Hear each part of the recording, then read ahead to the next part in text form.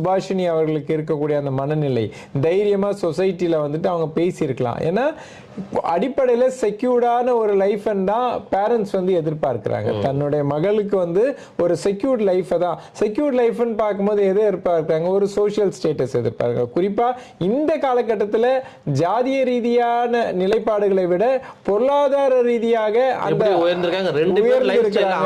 எப்படி வந்து தன்னுடைய மகனையோ மகளையோ வந்துட்டு அந்த திருமணம் செய்யும் போது அந்த உறவின் மூலமாக அவர்களுடைய வாழ்க்கை தரம் மேம்படுத்தப்பட வேண்டும். பொருளாதார ரீதியாக அவங்க அந்த சேலஞ்சஸை ஃபேஸ் பண்ண முடியும்.